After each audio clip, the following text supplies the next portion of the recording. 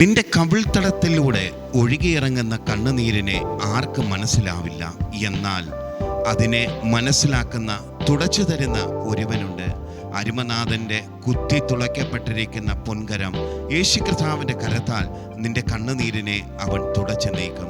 ഇപ്പോൾ കടന്നു പോകുന്ന ജീവിതത്തിൻ്റെ സാഹചര്യങ്ങളിൽ എൻ്റെ വേദന ആർക്കും മനസ്സിലാകുന്നില്ലല്ലോ എന്ന് നമ്മൾ ചിന്തിക്കുമ്പോൾ നമ്മുടെ വേദനകളെ മനസ്സിലാക്കുന്ന ഒരുവനുണ്ട്. അതെ, നമുക്ക് വേണ്ടിയിട്ട് അടിക്കപ്പെടുകയും തകർക്കപ്പെടുകയും ചെയ്ത കർത്താവിന് നമ്മുടെ വേദനകളെ നല്ലതുപോലെ അറിയാം.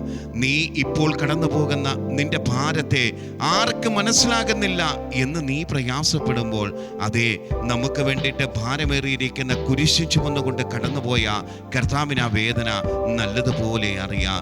നിന്റെ ജീവിതത്തിന് ഒരു ഉയർച്ചയില്ലല്ലോ എന്ന് ഭാരപ്പെട്ടുകൊണ്ടിരിക്കുമ്പോൾ, മൂന്നാം ദിവസം മരണത്തിൽ നിന്ന് നിത്യജീവിതത്തിലേക്ക് ഉയർത്തെഴുന്നേറ്റ് വന്ന കർത്താവിനാൽ നിനക്കൊരു ജയമുണ്ട്. അതെ, നിന്നെ വലങ്കരം പിടിച്ചിരിക്കുന്ന കർത്താവ് അവൻ ജീവനുള്ള ദൈവമാണ്.